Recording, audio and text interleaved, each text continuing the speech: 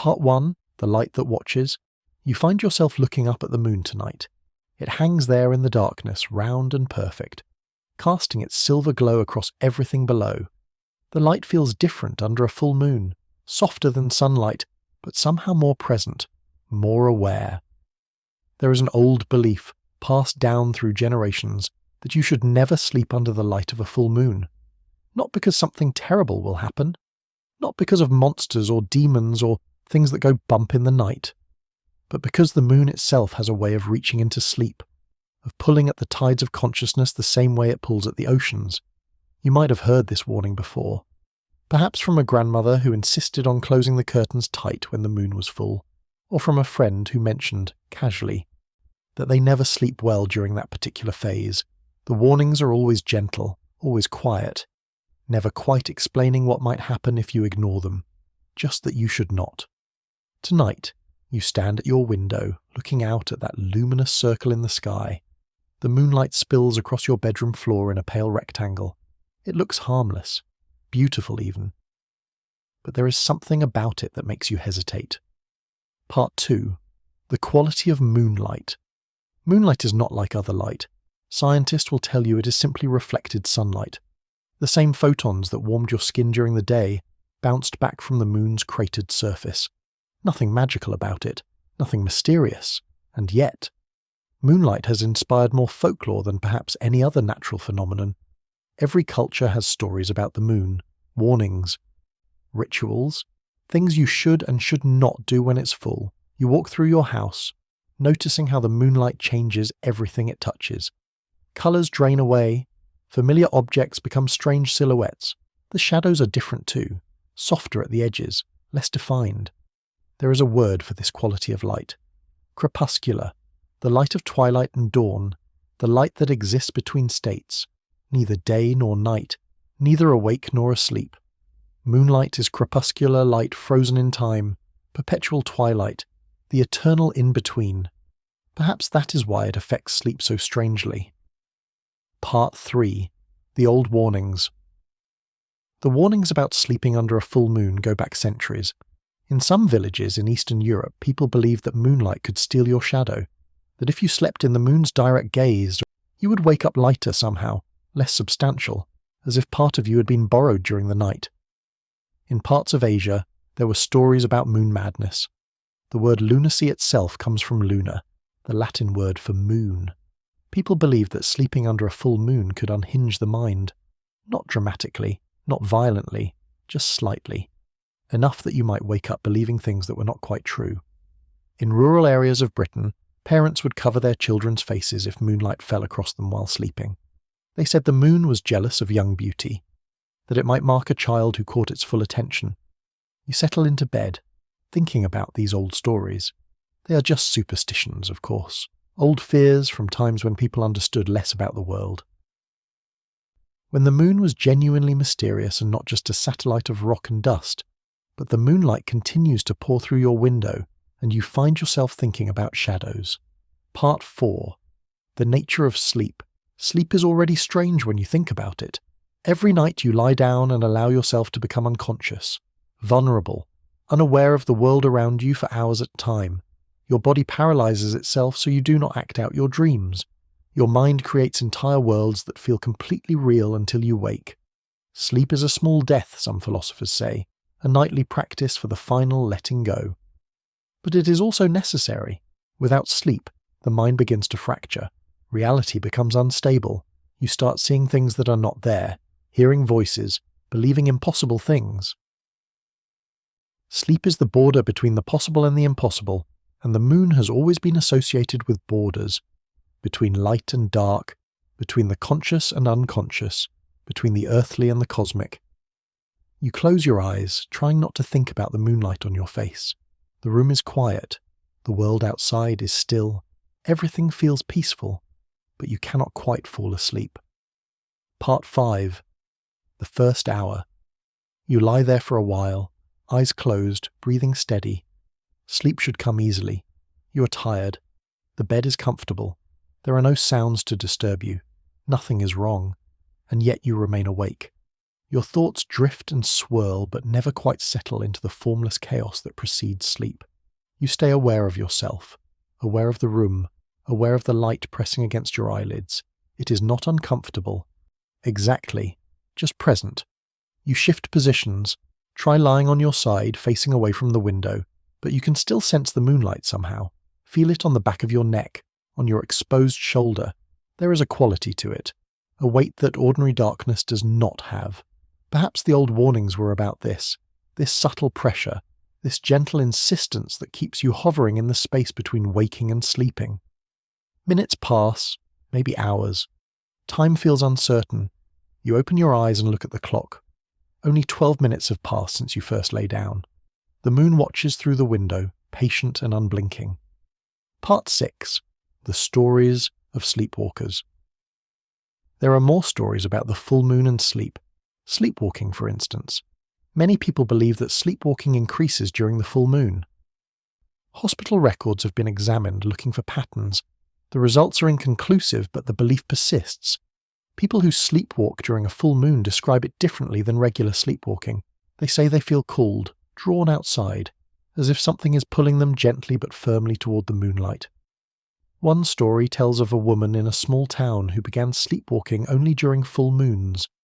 Every month, her family would find her standing in the backyard, face upturned to the sky, completely asleep. She never remembered these episodes, had no memory of leaving her bed or walking outside or standing in the cold night air, but each time it happened, she said she woke with the strangest feeling, a sense that she had been somewhere far away. Somewhere she could not quite remember, but that felt more real than her ordinary life. After several months of this, her husband began staying awake during full moons, watching over her. He reported that she would stand outside for exactly 1 hour, never more, never less, and that during that hour she seemed to be having a conversation. Her lips would move slightly, her head would tilt as if listening, but there was never anyone else there. Just the woman and the moonlight. Part 7. The Physics of Lunar Influence. Scientists have tried to explain the moon's effect on human behaviour. The most obvious mechanism is light itself. Moonlight is bright enough to affect our circadian rhythms. Our bodies are designed to respond to light, to use it as a signal for when to wake and when to sleep. A full moon can produce enough light to suppress melatonin production, to trick the body, just slightly, into thinking dawn is approaching. This could explain the difficulty sleeping, the restlessness, but that does not account for the stories. It does not explain why people feel cooled by moonlight, why they wake with strange dreams they cannot quite remember, why some claim to have seen things during full moon nights that vanish with the morning. There is another theory, less accepted in mainstream science but whispered about nonetheless. The moon affects the tides. This is proven, observable, undeniable. The moon's gravity pulls at the oceans, creating the predictable rise and fall of water. The human body is approximately 60% water. Some believe the moon pulls at us too, gently, subtly. Not enough to move us physically, but enough to shift something, the fluid around our brains perhaps, the electrical signals that create consciousness, enough to change, just slightly, the nature of our sleep. Part 8. You begin to dream. You must have fallen asleep at some point. You realise this because you are now somewhere else. Not your bedroom, though it resembles it. The angles are slightly wrong. The walls are the right colour but the wrong texture. Your furniture is there but arranged in a configuration that makes no logical sense. This is a dream. You know this with absolute certainty, but you remain aware, conscious, present in a way you normally are not in dreams. The moonlight is brighter here. It does not just come through the window anymore. It seems to emanate from the walls themselves, from the air, from you. You stand and walk to the window. Outside, the world is bathed in silver light. Everything is clear and visible, but also somehow obscured. You can see every detail with perfect clarity, yet you cannot quite make sense of what you're looking at.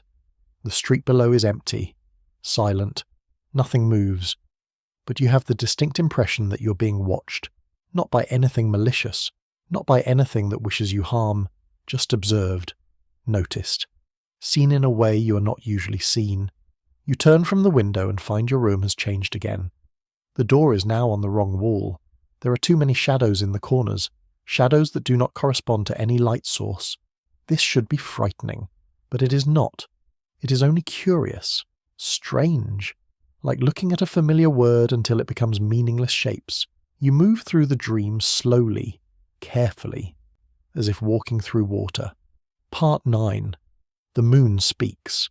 There is a voice in the dream, though not a voice exactly, more like a presence that communicates without words, a knowing that appears in your mind fully formed, as if you are remembering it rather than hearing it for the first time. The presence is old, incredibly old. It has been watching the earth for longer than humans have existed, longer than anything has existed. It is patient in a way that living things cannot be patient. It tells you things, this presence, not in language but in feelings, in sudden understandings. It tells you that sleep is thinner during the full moon, that the barrier between the conscious and unconscious becomes permeable, that things can move between states more easily. Not dangerous things, not evil things, just things that exist in the spaces between. Things that are neither fully real nor fully imagined. The presence wants you to understand that it is not malicious, that it does not mean harm, that it is simply curious about these small, bright creatures on the blue planet below, these beings that sleep and dream and wake and wonder. You try to ask questions, but you cannot form words. Your thoughts feel slow and thick, like honey. The presence laughs, though it has no voice. The laughter is kind, amused but not mocking. It shows you things, visions, memories that are not your own. You see other people sleeping under full moons throughout history. You see their dreams, their fears, their strange nocturnal wanderings. You see a woman in ancient times standing on a cliff, arms outstretched, allowing moonlight to wash over her. You see monks in meditation, deliberately exposing themselves to the full moon to achieve altered states of consciousness. You see children in various cultures being blessed by moonlight, marked as special, as touched by something beyond the ordinary. The moon has always been a bridge, the presence tells you, a connection between the earthly and the infinite, and sleep is when humans are most capable of crossing that bridge. Part 10. The logic of dreams.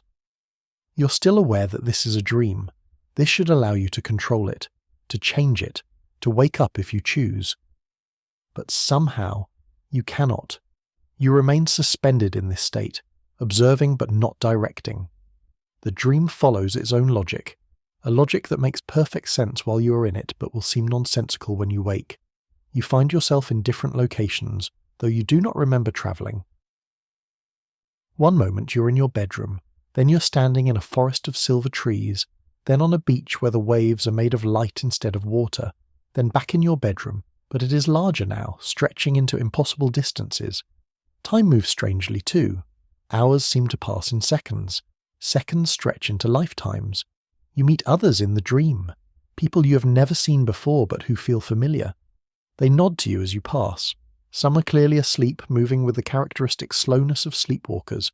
Others seem as aware as you are, meeting your eyes with recognition. One person, an older man with kind eyes, stops to speak with you, or tries to. His mouth moves, but no sound emerges. Instead, you understand what he is saying directly.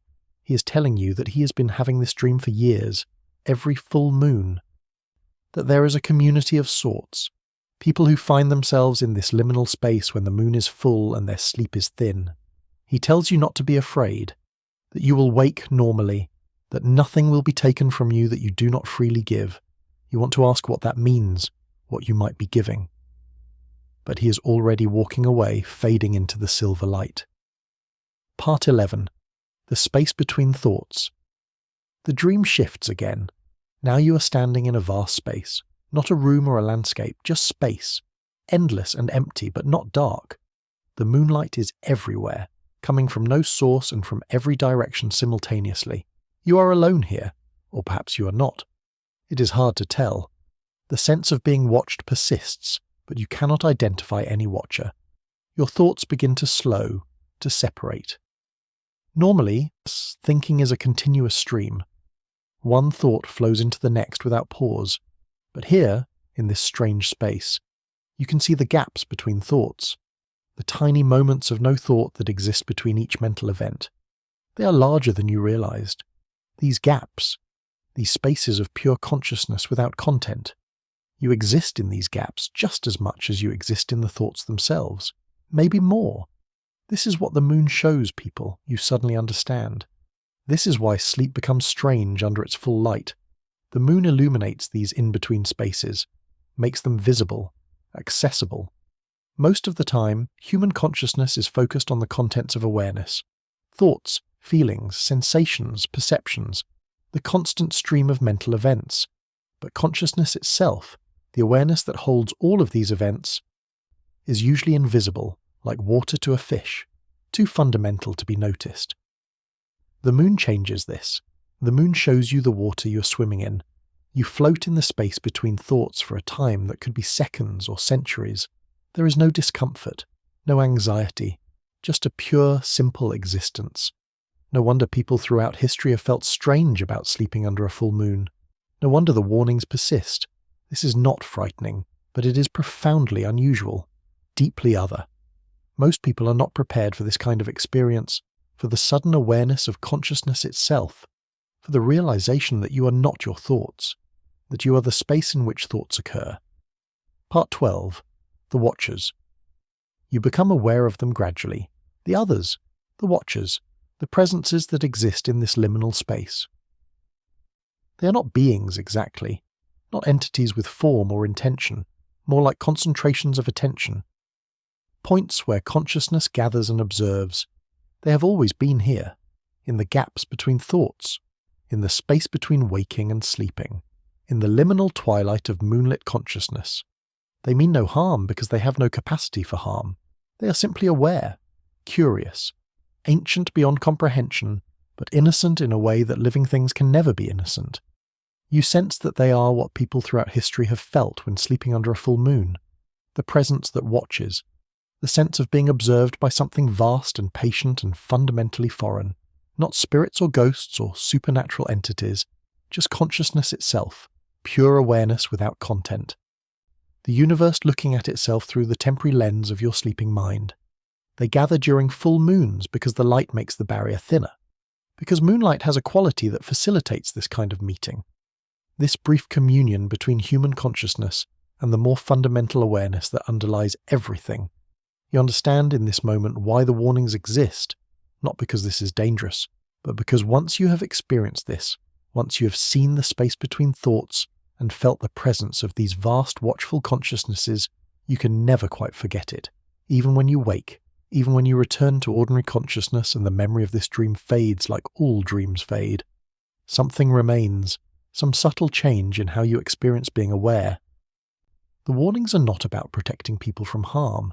They are about protecting people from knowledge, from the kind of experience that changes how you understand reality itself. Most people prefer to remain unconscious of consciousness itself, to live in the stream of thoughts without questioning the stream, to sleep without wondering about the nature of sleep. The moon disrupts this comfortable unconsciousness. The moon insists on showing you what you usually refuse to see. Part 13. The Architecture of Awareness. You drift deeper into the strange space of the dream. The moonlight is somehow even more present now, though you would have thought that impossible. It is not just light anymore, it is structure, architecture, the framework upon which experience is built.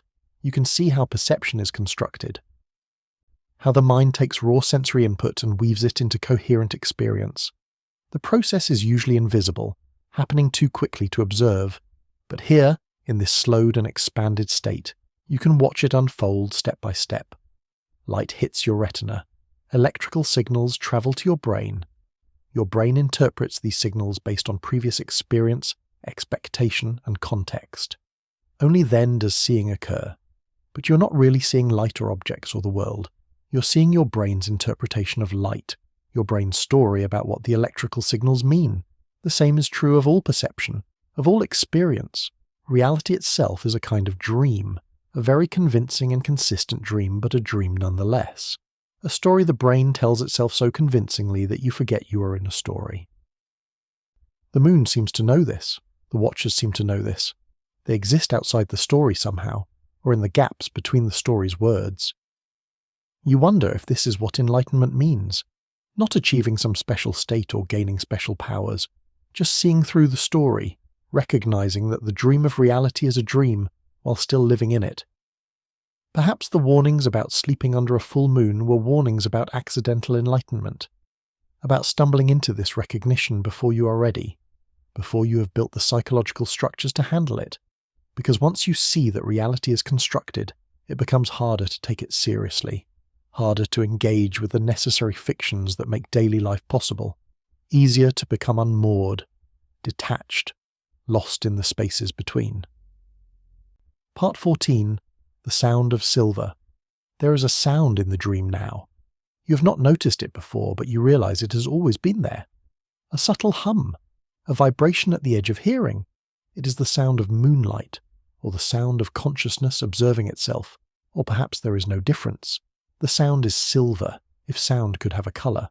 Cool and bright and somehow liquid. It flows through the dream space, through your awareness, through the gaps between your thoughts. You listen to it carefully. There are patterns in the sound, rhythms, almost like a language, but not quite, more fundamental than language. The sound that existed before words, the vibration from which all communication emerges. The sound is saying something. You are sure of this, but you cannot translate it into words. Cannot reduce it to concepts or ideas. It communicates directly, bypassing language, bypassing thought. You understand things without knowing how you understand them. Knowledge appears fully formed without the usual process of learning or reasoning. You understand that the moon has been singing this song for millions of years, that it sang before humans existed and will sing after humans are gone, that this is not music or communication in the human sense, but something older, something that consciousness does naturally. The way water flows or fire burns, the song is not for you, it is not for anyone, it simply is. But when you sleep under a full moon, when your consciousness becomes thin and permeable, you can hear it. Just barely. Just enough to know that something is being said, even if you cannot grasp what. This is what keeps people awake, you realize. Not the light itself, not the brightness that tricks the body's circadian rhythms, but this sound, this song, this vibration of pure awareness that the conscious mind cannot process but the sleeping mind cannot ignore. Your body knows to stay alert, to remain somewhat conscious, to not sink fully into the depths of sleep where the song cannot reach. Because some part of you knows that this is important, that this is rare, that this is a transmission from something vast and ancient and true, even though you will not remember it, even though it will fade with waking like all dreams fade. Some part of you wants to stay, to listen, to understand. Part 15. The others who dream you are not alone in the dream anymore. Other people are appearing. Materializing out of the moonlight like condensation forming on glass. They emerge slowly, becoming more solid and defined, though none of them are truly solid. Everyone here is translucent, made of light and awareness and not much else. You recognize the old man from earlier. He nods at you, smiling slightly. There are others too, dozens of them, maybe hundreds, all ages, all types. Some clearly from different time periods based on their clothing and appearance. They are all sleeping under full moons right now, all around the world, all experiencing this same strange liminal space. This has been happening forever, you realize. As long as humans have slept and moons have been full, there has been this gathering, this accidental congregation of sleepers who cannot quite sleep, who hover in the space between waking and dreaming, drawn together by moonlight and the thinness of consciousness it creates. Most of them will not remember this, will wake with only the vague sense of having dreamed something significant, something important that slipped away with morning, but they will carry something, some subtle change, some small shift in how they perceive reality. The gatherings are silent, no one speaks. Language does not work properly here, but there is communication nonetheless. Understanding passes between the dreamers without words, recognition, acknowledgement. We are all the same, the silence says, all made of the same fundamental awareness, the same consciousness observing itself through temporary individual lenses. The boundaries between people are thin here, almost non-existent. You can feel the edges of yourself blurring, blending with the others, with the moonlight, with the vast awareness that holds everything. It is not frightening. It should be frightening, this loss of individuality. But it feels like relief, like putting down a heavy burden you had forgotten you were carrying, the burden of being separate, of being an isolated fragment of consciousness trapped in a body, cut off from everything else. Here, in the dream, you remember that separation is the illusion, that underneath the apparent boundaries everything is connected. Everything is made of the same stuff, the same moonlight, the same awareness, the same vast and patient consciousness that watches itself dream the universe into existence. Part 16. The Memory of Water. Someone in the gathering is remembering water. You can feel the memory spreading through the dream like ripples on a pond. It is not their memory alone anymore. It becomes everyone's memory. Your memory. You remember being water. Long ago, before you were human, before you were anything like human, you remember being part of the ocean, part of the great body of water that covers most of the earth. You remember the moon's pull, the way it creates tides, the way the ocean rises to meet the moon, drawn upward by gravity and something else, something like longing. The ocean has always reached toward the moon, has always tried to touch it. The moon pulls and the ocean responds. This dance has been happening for billions of years, and humans, who are mostly water, feel that same pull, that same reaching upward toward the light. It is in your biology, in the fluid that surrounds your brain and runs through your veins. The moon is pulling at you right now, gently, subtly, creating tides in your consciousness the same way it creates tides in the ocean. Sleep is like the ocean, deep and dark and mysterious, full of hidden currents and strange life. The moon pulls at sleep, creates high tides of consciousness, moments when you rise closer to waking, closer to the surface. This is why sleep is different under a full moon, why you cannot sink fully into the depths. The moon is pulling you upward, keeping you floating, suspended. The memory fades, or perhaps it does not fade but simply becomes part of you, integrated into your own history, your own sense of self. You understand now why people have always felt strange about the full moon. It is not superstition, not primitive fear. It is memory, ancient biological memory of being water, of being part of the ocean that responds to the moon's call. You are still part of that ocean, still made of water, still subject to the pull. The only difference is that now you are temporarily organized into the shape of a human, but the water remembers. The water always remembers. Part 17. The Forbidden Knowledge. There is something the dream is trying to show you, something important, something that has been hidden or forgotten or deliberately obscured. The knowledge sits at the center of the gathering, invisible but present, like a hole in the air, a place where something should be but is not. You move toward it. The other dreamers do the same, all of you drawn to this absence, this gap in understanding. As you get closer, you begin to sense what it is, what it was, what it might be again. It is the knowledge that consciousness is not produced by the brain, that awareness is not a byproduct of neurons firing, that the mind is not contained in the skull. The brain is more like a radio receiver. The forbidden knowledge whispers, consciousness exists everywhere, always. The brain simply tunes into it, filters it, focuses it down into the narrow beam of individual awareness. But the consciousness itself is vast, unlimited, shared. When you sleep, the filter loosens, the radio dial drifts. You tune into other stations, other frequencies, other aspects of the shared consciousness that is usually hidden by the brain's filtering.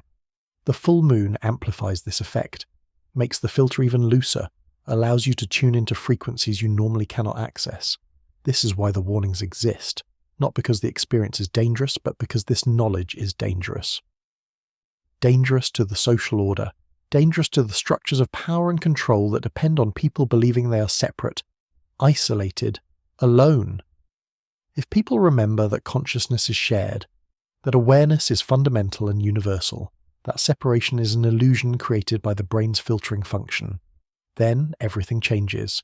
Governments cannot control you if you remember you are connected to everyone. Religions cannot frighten you with threats of isolation or damnation. Economic systems cannot exploit you if you remember that you are fundamentally abundant, part of an infinite consciousness that lacks nothing. So the knowledge was hidden, turned into superstition, into warnings, into fear. Do not sleep under the full moon. Do not let the light touch you. Do not allow your filter to loosen too much. Do not remember what you really are. The knowledge sits in the center of the gathering, simultaneously offered and forbidden.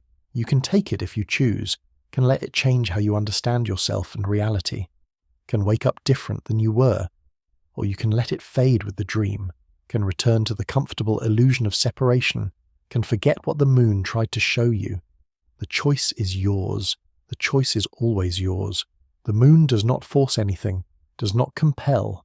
It simply illuminates. It simply shows. What you do with what is shown is your decision. Part 18. The Price of Seeing. A figure emerges from the gathered dreamers. Not a person, not exactly, more like the embodiment of a question. A teacher who exists only to pose a single inquiry. The figure does not speak, does not need to. The question appears in your mind fully formed. If you remember this when you wake, if you carry this knowledge back into waking life, are you prepared for the consequences? Because there are consequences. There are always consequences to seeing what is usually hidden, to knowing what is usually forgotten.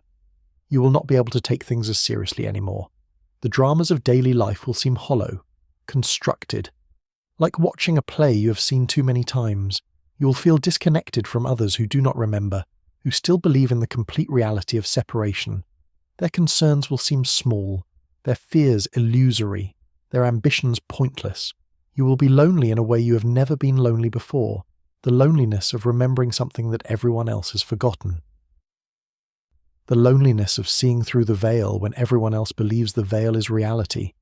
This is why most people forget, why the dream fades, why the moon's teaching slips away with morning. It is not a failure of memory, it is protection, self-preservation, the psyche knowing that you are not ready, that you do not truly want to see, that you would rather remain comfortable in the illusion. The figure waits for your answer. The question hangs in the air like moonlight made solid. You realize you have been asked this question before, many times. Every time you have slept under a full moon, every time you have entered this strange space between waking and dreaming, and every time you have chosen to forget, not consciously, not deliberately, but through a kind of passive allowing. A gentle letting go that happens automatically as you wake, a return to the familiar boundaries of normal consciousness. But now the question is explicit. Now you are being asked directly. Do you want to remember? Are you prepared for what remembering costs? You think about your life, your relationships, your work, your plans and hopes and fears, all of it resting on certain assumptions, certain beliefs about what is real and what matters. If you remember what the moon is showing you, those assumptions will crack. Those beliefs will seem childish. Your entire life will need to be reevaluated in light of this new understanding. This is not a small thing. This is not a simple gift. This is a burden as much as a blessing. The figure waits. Patient. It has waited for millions of years. It can wait a little longer. Part 19. The decision. You cannot make you try to decide. Try to choose. Try to commit one way or the other, but you find that you cannot. The decision keeps slipping away. Every time you think you have chosen, the choice unmakes itself, dissolves, becomes uncertain again. This is because it is not really a decision, not in the normal sense. You cannot choose to remember or forget the same way you would choose between tea or coffee, between staying or going, between yes or no. This kind of remembering is not under conscious control. It happens or it does not happen. It emerges or it does not emerge. It unfolds or it does not unfold. All you can do is be open to it, or closed to it, willing or unwilling, resistant or accepting. But even that is not quite right. Because your willingness or unwillingness is not really under your control either. It is determined by factors too deep to access, by your history, your psychology, your spiritual development, if such a thing exists, by whether the time is right for this kind of transformation. The figure nods as if you have understood something important. The question fades. The pressure to decide releases. You understand now that this is what the moon does. It offers, it shows, it illuminates, but it does not force, does not demand, does not require. The moon is the ultimate teacher, the kind that presents knowledge and then steps back, allows the student to take what they are ready for and leave the rest. Some people sleep under a full moon and experience only restlessness, light disrupting their circadian rhythms, nothing more. Some experience strange dreams they cannot remember, vague impressions of significance without content. Some enter this liminal space but forget it completely upon waking. No memory at all of the gathering or the knowledge or the question. And some, a very few remember, carry something back. Return to waking life changed in ways they cannot quite articulate. There is no judgment about which category you fall into. No better or worse, no more or less evolved. Just different stages of the same long journey. The journey of consciousness coming to know itself. The moon watches all of it with equal interest, equal patience, equal compassion. The moon has time, endless time. It will show this teaching again and again, every full moon, to every sleeper. For as long as humans exist and moons are full, eventually everyone will be ready. Eventually everyone will remember. But there is no rush, no deadline, no urgency. The moon can wait. Part 20. The Garden of Forgetting. The dream shifts again. You find yourself in a garden. It is not a real garden, you know this. But it is more real than many real gardens, more present, more alive. The garden is full of flowers that bloom only in moonlight. They are silver and white and palest blue. They glow with their own light, adding to the moonlight, creating a luminescence that has no source and no shadow.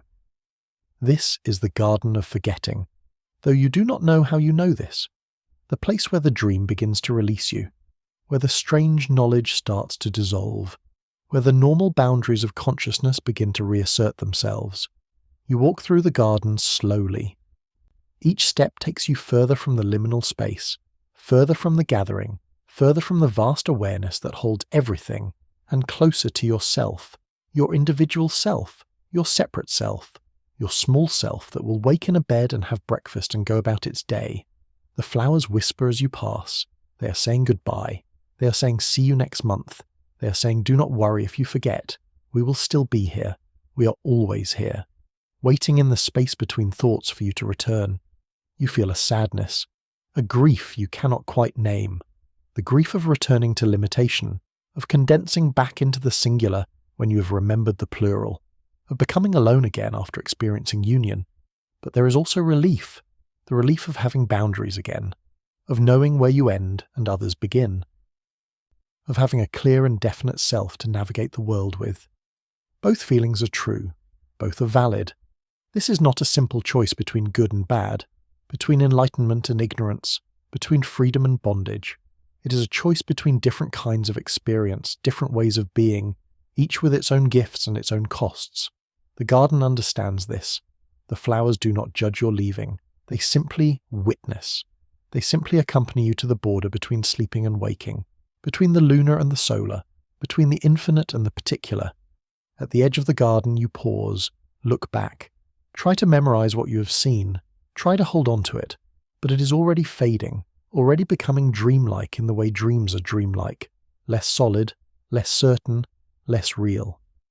You know that by the time you fully wake, only fragments will remain, images without context, feelings without cause, a sense of something significant that cannot be articulated. And perhaps that is perfect. Part 21. The Threshold of Morning. You stand at the edge of the garden between one world and another. Behind you the silver flowers and the gathered dreamers and the vast awareness that watches itself dream. Ahead of you, the familiar world, the solid world, the world where things have names and boundaries and causes and effects. The transition is not sudden. It is gentle, gradual, like walking from water onto land. Each step takes you into a different medium, a different density of being. You notice that your body is becoming more present, more solid. You can feel your heartbeat now, your breathing, the weight of blankets, the pressure of a pillow beneath your head. These sensations are anchors. They pull you back, tether you to the physical, to the particular, to the individual. You do not resist. There is no point in resisting. This is simply what happens, what has always happened, what will always happen. The moon releases its pull as morning approaches. The tides of consciousness recede. The filter of the brain grows stronger again, narrowing, focusing, returning you to the usual beam of individual awareness. But something remains, some residue, some subtle trace. You will wake different than you were, even if you do not remember why. Something has shifted. Some small recalibration of consciousness has occurred. You might find yourself looking at familiar things with slight confusion, as if you have forgotten what they are called, what they are for, why they seemed important.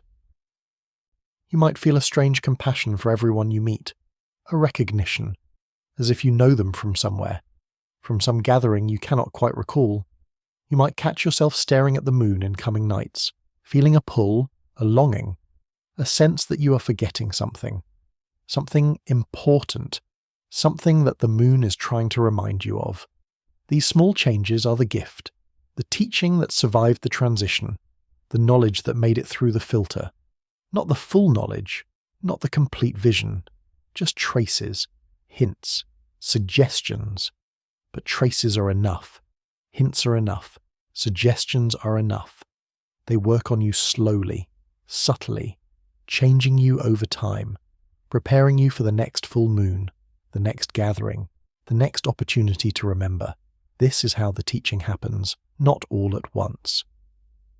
Not in a single moment of revelation, but gradually, through repeated exposure, through monthly reminders. The moon is patient. The moon knows how learning works, how transformation happens, how consciousness expands, slowly, gently, one lunation at a time. Part 22. The Quality of Dawn. The first light of dawn is different from moonlight. You sense it before you see it. A change in the quality of the air, a warming, a shifting of frequencies. Solar light is direct, immediate. It illuminates without mystery. It shows things clearly, definitively, with sharp edges and distinct boundaries. Lunar light is reflected, indirect. It illuminates with ambiguity. It shows things softly, partially, with blurred edges and uncertain boundaries. Both are necessary. Both have their place. Both teach different lessons. The moon teaches you about consciousness itself, about the vast awareness that underlies individual experience, about the shared nature of being. The sun teaches you about form, about the distinct and separate objects that populate the world, about the particular nature of individual existence. You need both teachings, both kinds of light, both ways of seeing. To live only in lunar consciousness would be to dissolve completely, to lose all sense of individual existence, to become absorbed into the infinite. To live only in solar consciousness would be to become rigid, to forget your connection to everything else, to become trapped in the illusion of complete separation.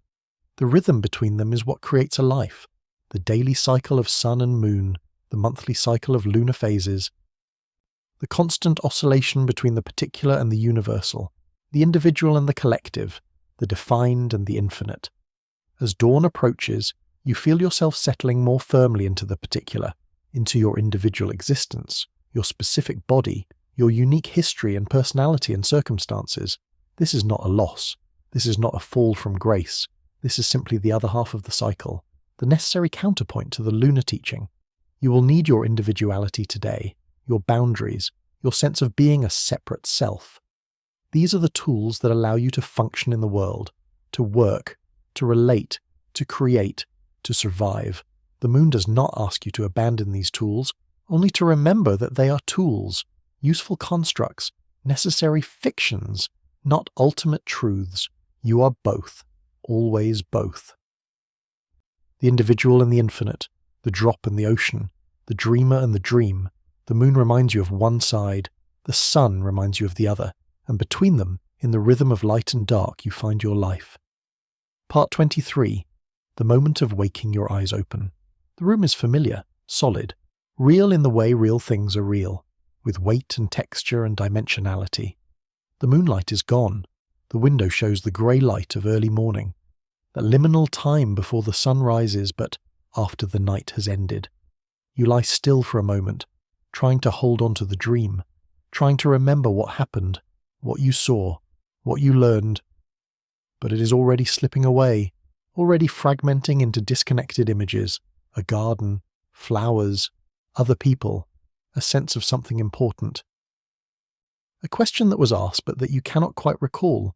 You grasp at the fragments, but they dissolve at your touch, like trying to hold water in your hands. The tighter you grasp, the faster it flows away. This is frustrating. You know something significant happened. You can feel the echo of it, the empty space where the memory should be, but you cannot force it, cannot make yourself remember what your consciousness has chosen to release, so you stop trying, you let go. You allow the dream to fade completely into the general fog of forgotten dreams, and as you let go, something else emerges. Not a memory, not an image or a thought or a concept, but a feeling, a quality, a subtle shift in how you perceive the morning light filtering through your window.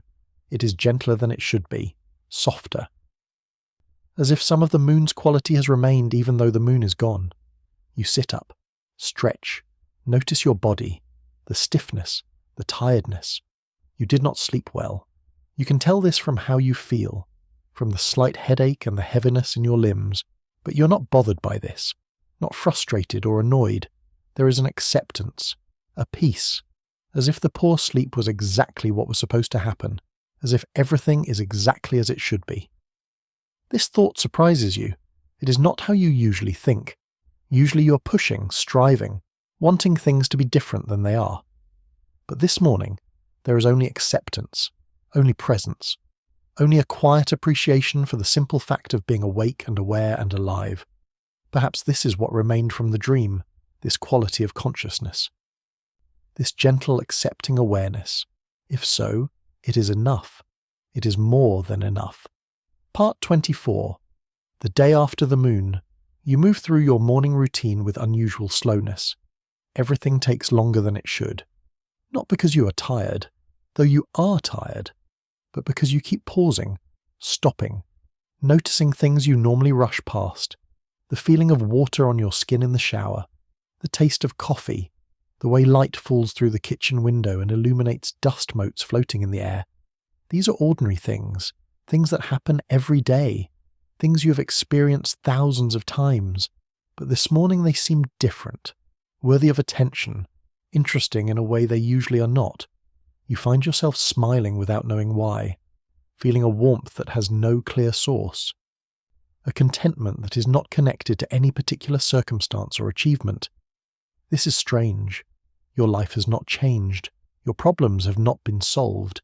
Your challenges have not disappeared. Everything is exactly as it was yesterday. But something is different anyway, some subtle shift in perspective that makes the same life feel softer, gentler, more manageable. Is this the moon's gift? This inexplicable lightness? This sense that everything, somehow, is okay? If so, it is a strange gift, one that cannot be explained or justified or defended. You cannot point to any reason for feeling this way, cannot trace the contentment to its source. It is simply there, present, like the moonlight was present, without cause or justification or explanation. You go about your day, do the things you need to do, have the conversations you need to have, fulfill the obligations you need to fulfill, but you do them differently, with less resistance, less tension, less sense that you would rather be elsewhere doing something else. You are here, fully here, present in a way you usually are not. People seem to notice. Several mention that you seem different, calmer, more relaxed. They ask if something good has happened. If you have good news, you do not know what to tell them. Nothing has happened. There is no news. You simply slept poorly under a full moon and woke with a strange sense of peace. But you cannot say this. It sounds foolish, mystical in a way that invites mockery or concern. So you smile and say you slept well, that you're just in a good mood, and you leave it at that. But you wonder if they also slept under the full moon. If they also had dreams they cannot remember. If they also woke with this subtle shift in consciousness. Perhaps everyone did. Perhaps this happens every full moon to every person, but no one talks about it. No one acknowledges it. No one has language for it. The changes are too subtle, too difficult to articulate, too easily dismissed as coincidence or imagination. And so everyone carries these small shifts privately, silently, the monthly recalibrations that the moon performs on human consciousness, the gentle adjustments that happen below the threshold of normal awareness. Part 25. The Scholar's Theory. You think of something you read once, a theory by a scholar whose name you cannot remember, about why humans are conscious at all.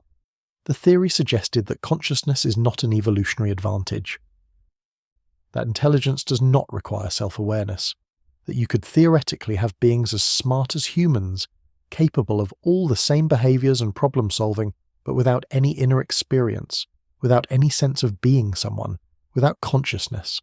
This is called the philosophical zombie problem, the question of why there is something it is like to be you, why you have an inner life at all. The scholar proposed that consciousness is connected to lunar cycles, that it emerged in early humans as a response to the moon's influence, that self-awareness is literally awareness of the self in relation to the moon, to the tides it creates in our biology and psychology. The theory was speculative, unproven, mostly dismissed by mainstream science, but it stayed with you. It felt true in some way that facts do not always feel true. Perhaps consciousness is lunar, perhaps awareness is what happens when biology becomes complex enough to feel the moon's pull, to be affected by its light, to have inner tides that rise and fall with its phases. Perhaps that is why sleep is strange under a full moon, because consciousness itself is heightened, the tides are highest, the pull is strongest, the awareness most acute. You're not a scientist. You cannot evaluate this theory, cannot determine if it is plausible or absurd, but you think about it as you move through your day, as you notice your unusual clarity, your strange peace, your sense of being more present than you usually are. Is this the moon's doing? Is this what it means to be conscious, to be subject to these subtle influences, to have inner tides that respond to celestial mechanics? If so, then consciousness is not contained in your skull, not produced entirely by your brain.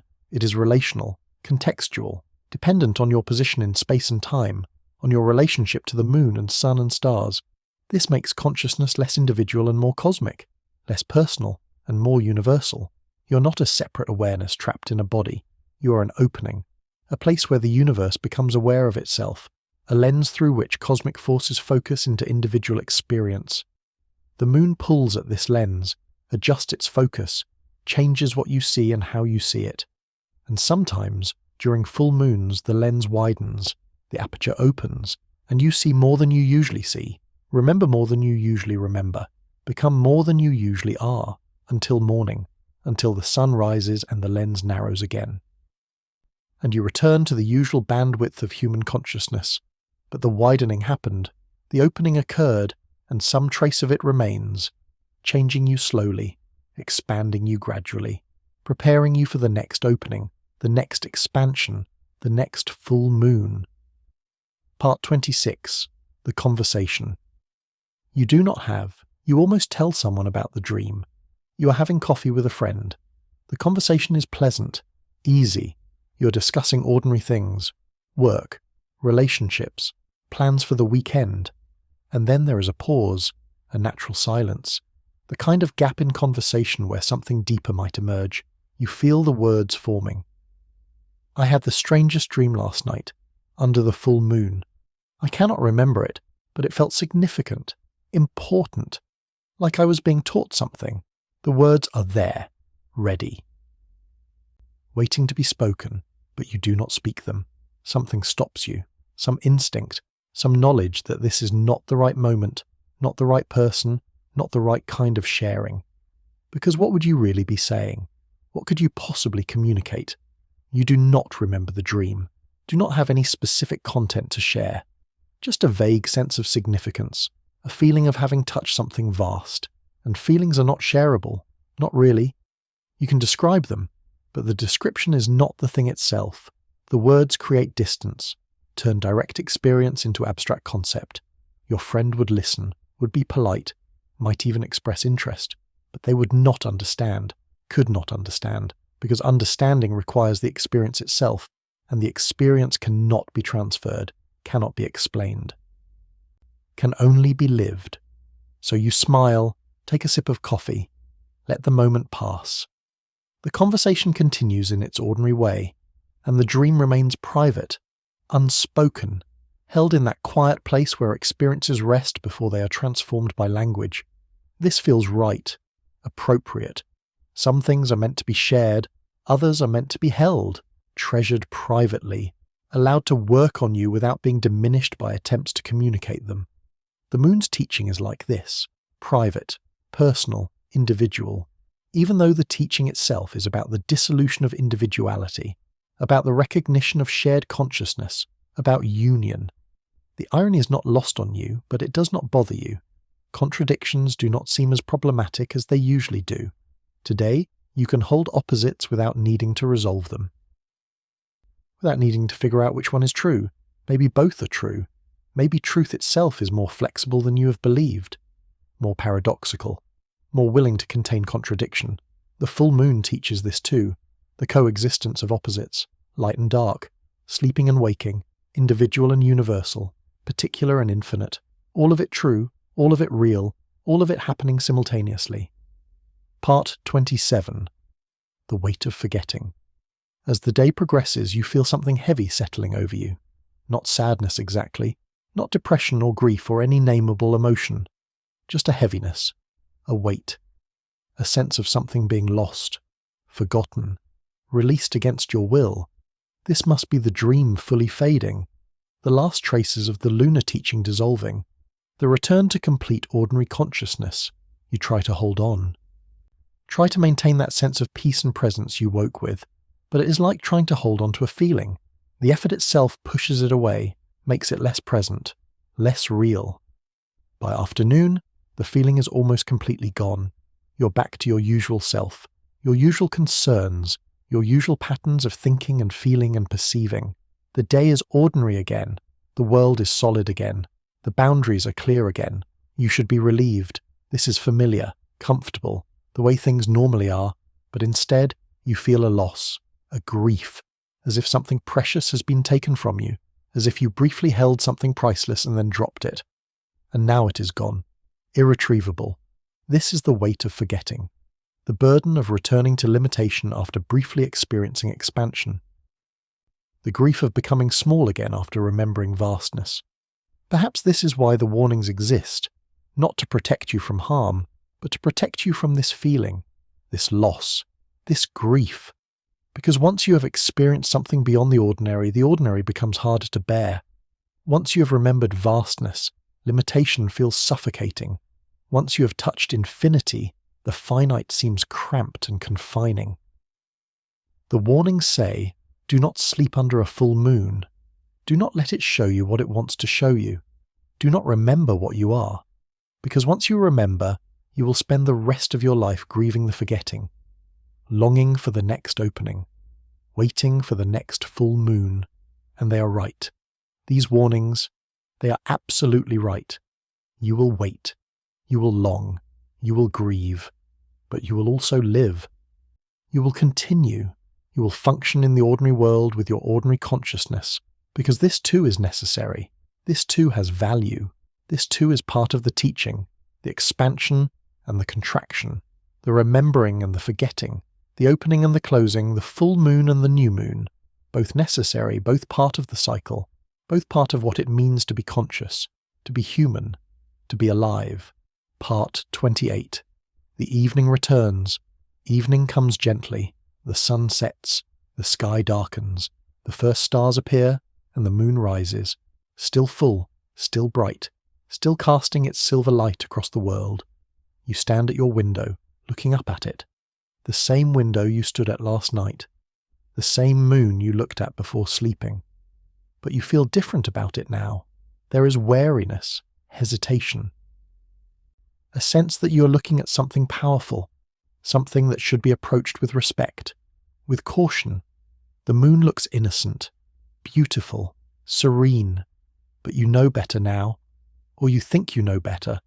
You cannot quite remember what you learned, but you know that something was taught, something significant, something that changed you in ways you are still discovering. Do you sleep under it again tonight? Do you allow the light to touch you? Do you risk another night of strange dreams and difficult sleep and morning confusion? Or do you close the curtains, block the light, protect yourself from its influence? The choice feels important, weighted, as if you are choosing between two different lives, two different paths, Two different versions of yourself, but perhaps this is dramatic. Perhaps it does not matter. Perhaps the moon will affect you whether you allow the light in or not, whether you sleep in darkness or in silver, whether you resist or surrender. The moon does not need permission, does not require your conscious cooperation. It pulls at the tides whether you acknowledge the pull or not. It affects consciousness whether you are aware of the effect or not. You are always sleeping under the moon, always subject to its influence. The curtains are an illusion, a symbolic boundary that has no real power. The moon is above you. The moon is around you. The moon is in you, in the water of your body, in the electricity of your brain, in the tides of your consciousness. You cannot escape it any more than you can escape yourself.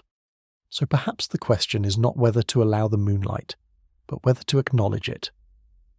Whether to participate consciously in what is happening anyway, whether to turn toward the teaching or try to ignore it. You think about this as the room grows darker, as the moonlight grows brighter, as the world transforms once again into that silver landscape, that liminal space between day and night, between consciousness and unconsciousness, between knowing and forgetting, and slowly, without quite deciding, you make your choice. Part 29, The Second Night. You leave the curtains open. This feels significant, ceremonial, as if you are agreeing to something, accepting an invitation, saying yes to a question you do not fully understand. The moonlight spills into the room. Brighter tonight, if anything. The moon is still perfectly full, still at the peak of its cycle, still exerting maximum influence. You prepare for bed slowly. Mindfully, paying attention to each small action, brushing your teeth, changing clothes, arranging pillows, as if these ordinary acts have taken on new meaning, new purpose. You are preparing to dream, to enter that strange space, to meet the watchers, to hear the silver sound, to remember what you are, or perhaps not. Perhaps tonight will be different. Perhaps the teaching only comes once per full moon. Perhaps you have already received what you were meant to receive, and tonight will be only restless sleep, difficult sleep, sleep disrupted by light but containing no dreams, no visions, no revelations. You do not know which you hope for.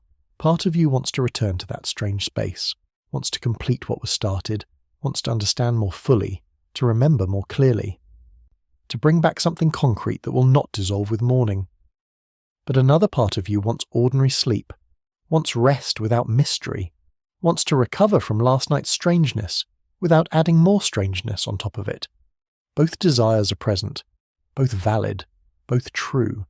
You lie down, close your eyes, feel the moonlight on your face, on your closed eyelids, on your exposed skin. It is warm, or seems warm. Moonlight should not be warm. It is reflected light. It should have no temperature, but you feel warmth anyway. Or perhaps you feel attention, and attention feels like warmth. The moon is watching you. You're certain of this. Not in a threatening way, not in a way that demands anything. Just watching, observing, witnessing. You try to relax, try to let sleep come, but you remain aware, present, conscious of the light. Conscious of being conscious. Minutes pass, many minutes. Sleep does not come. You open your eyes.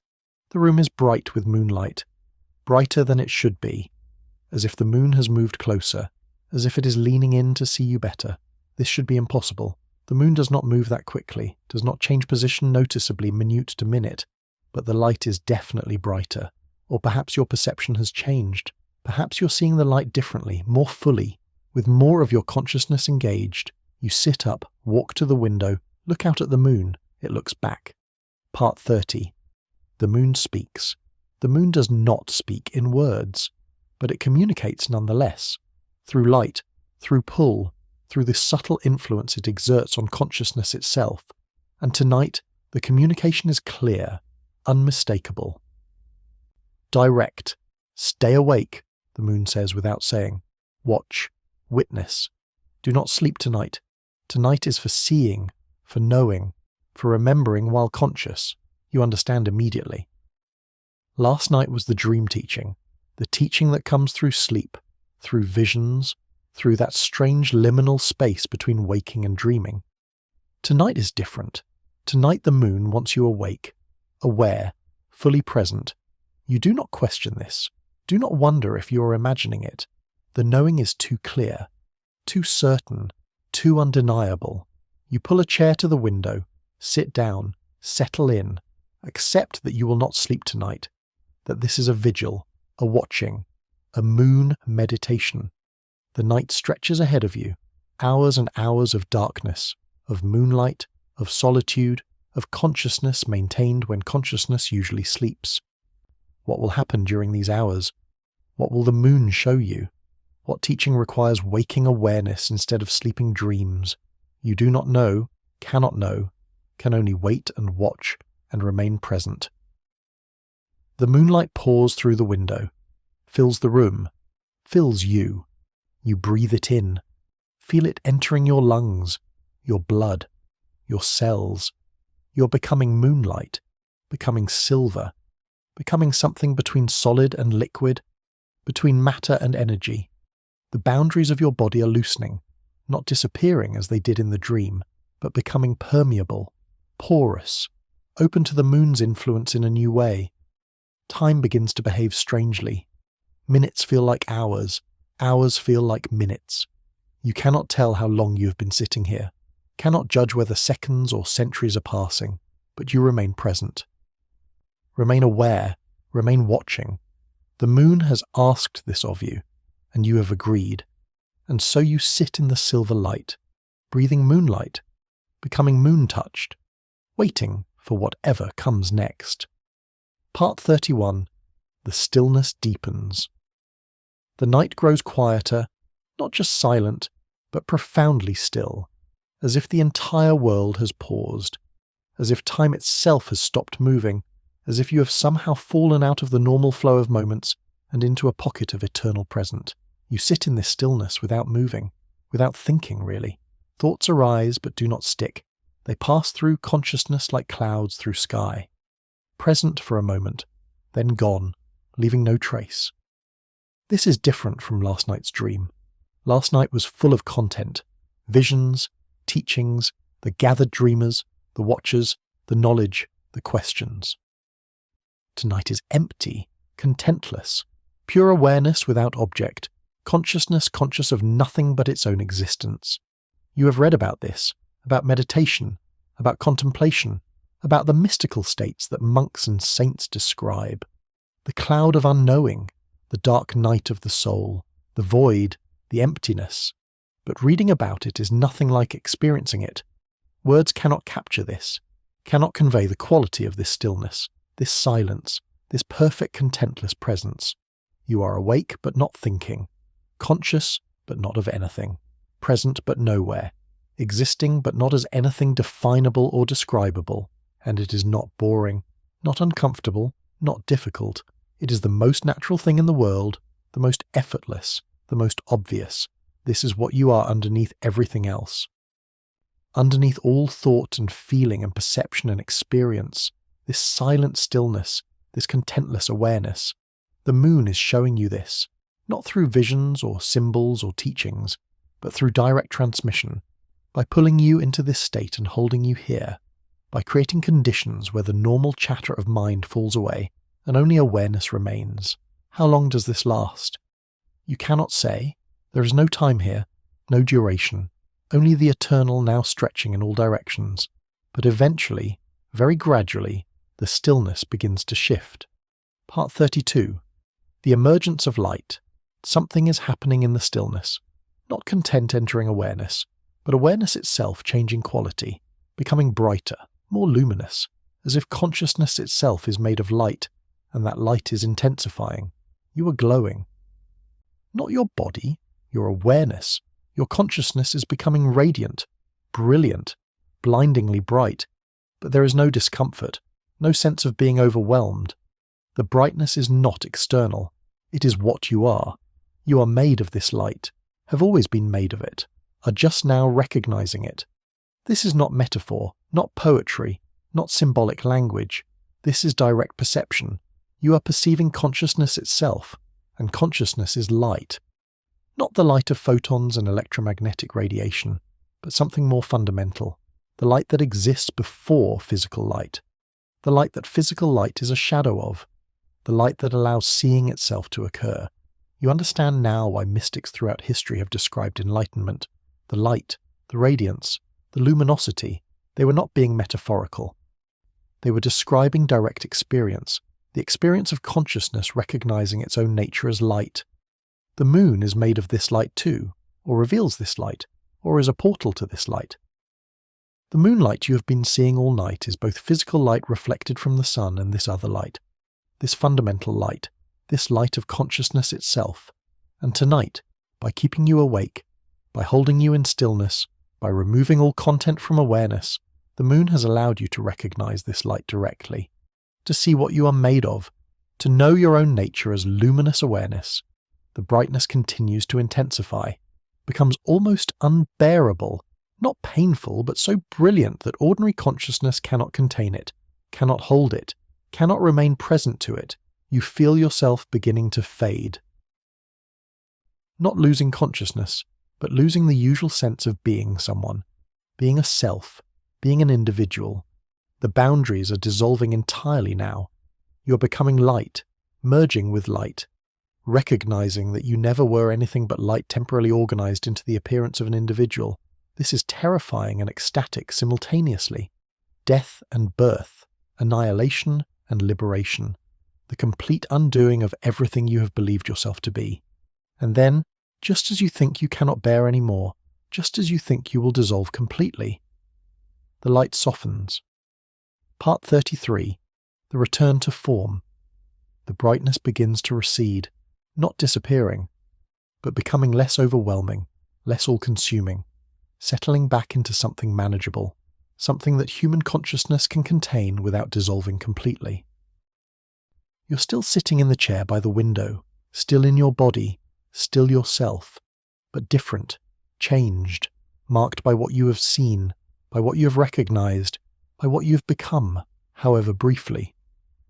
The room looks the same, the moonlight looks the same, everything is exactly as it was, but you're seeing it differently now, seeing through it, seeing what it is made of.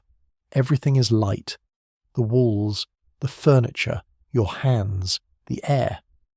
All of it is luminous consciousness temporarily taking form, temporarily appearing as solid, as separate, as distinct objects in space. But underneath the appearance it is all the same thing, all the same light, all the same consciousness, manifesting as multiplicity, playing at being separate things, pretending to be a universe of individual objects. This should be shocking. Should overthrow everything you understand about reality, but it is not shocking. It is obvious. Of course this is what everything is. How could it be anything else? The surprise is that you ever believed anything different, that you ever thought the appearance was the reality. You look at your hands in the moonlight. They are both solid flesh and luminous energy, both particular and universal, both individual and infinite, all at once, without contradiction. This is what the moon wanted to show you. What last night's dream prepared you for but could not fully convey. The direct recognition of consciousness as the fundamental nature of reality. Not as a concept, not as a belief, but as lived, experienced, undeniable truth. You will forget this. You know you will forget, the same way you forgot the dream. The same way ordinary consciousness cannot hold extraordinary recognition, but something will remain. Some seed, some trace, some subtle knowledge that will grow slowly over time, that will change how you see, how you experience, how you understand what it means to be alive, to be aware, to be human. The moon has given you a gift, the greatest gift possible, the gift of recognizing your own nature, however briefly, however incompletely. And now, the night is ending. Part 34. The fading stars. Dawn is approaching. You can feel it before you can see it. A shift in the quality of darkness, a subtle warming, the first hint that the sun is coming, that the reign of moonlight is ending, that the ordinary world is about to return. The stars are fading, one by one, not going out, but being obscured by the increasing brightness of the approaching dawn. You have been awake all night, sitting in this chair, watching, witnessing, experiencing things that have no names, no categories, no way of being described that would make sense to someone who was not there. You should be exhausted, should be desperate for sleep, should be uncomfortable and stiff and longing to lie down. But you feel energized, alert, more awake than you have ever been, as if staying conscious through the night has revealed what consciousness actually is, what aliveness actually means. You stand, stretch, move your body. The stiffness is there, but it does not bother you. It is just sensation, just the body being a body, nothing more or less than what it is. You look at the moon one last time. It is setting now, dropping toward the western horizon. Still full, still bright, but its time is ending, its influence waning. The sun is taking over, solar consciousness returning, the world of form and boundary and distinction reasserting itself. Thank you, you think toward the moon. Or perhaps you say it aloud. You're not sure. The distinction between thinking and speaking seems arbitrary, optional. The moon does not respond.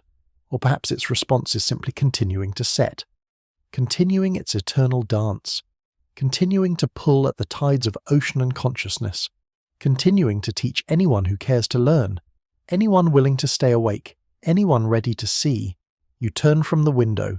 The room is returning to normal, the objects are becoming solid again, the boundaries clear again, the luminosity fading into the background, still present but no longer obvious, no longer overwhelming. You make coffee, go through the motions of morning. Your body knows what to do, knows the routine, carries you through the familiar actions. But you are different. You know you are different. Something fundamental has shifted. Some recognition has occurred that cannot be unrecognized. You do not know yet what this will mean, how it will change your life, what effects will unfold from this night of watching, this vigil under the full moon. But you trust that effects will unfold, that the seed has been planted, that the teaching will continue to work on you, in you, through you. The moon does not teach in simple or immediate ways. Its lessons take time to integrate, to understand, to embody. But they are real lessons, true teachings, not illusions or fantasies or wishful thinking. You have seen what you have seen, know what you know. However impossible to describe, however difficult to remember, however strange and unlikely and beyond the bounds of normal experience, it happened. It was real. And you are changed by it. Part 35. The second morning.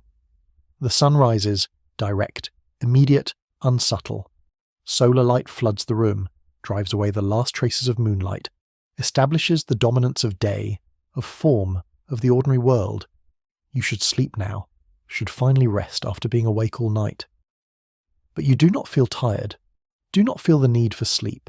You are running on something else, some other kind of energy, some fuel that does not deplete with use. You go about your morning, shower, dress, prepare breakfast, normal actions, routine activities, the familiar dance of daily life. But everything feels different, looks different, means something different. You're moving through a world made of light pretending to be solid, interacting with consciousness pretending to be separate objects, playing a role in a drama that everyone agrees to treat as ultimately real, even though it is fundamentally transparent. This should make everything meaningless, should make it all seem pointless and arbitrary and not worth doing. But it has the opposite effect. Everything becomes more meaningful, more precious, more worthy of attention and care, because it is not separate from you, not other than you. Part 36. The world transformed you. Step outside into the morning. The sunlight is warm on your skin. The air is fresh. The world is busy with its usual activity. Cars passing, people walking, birds calling, the ordinary symphony of a morning in progress. But you see it all differently now. Each person you pass is luminous, glowing with the same light you recognized in yourself last night. They do not know it, cannot see it, are completely unaware of what they are, but you can see. You know. That woman hurrying to work, checking her phone, frowning at some message.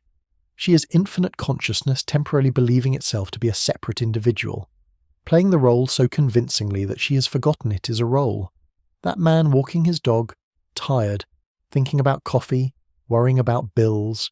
He is the same light you are, the same awareness, the same fundamental being, just wearing a different costume, speaking different lines in the same play, the dog too, and the trees, and the buildings, and the sky, all of it the same light, the same consciousness, the same being expressing itself as multiplicity.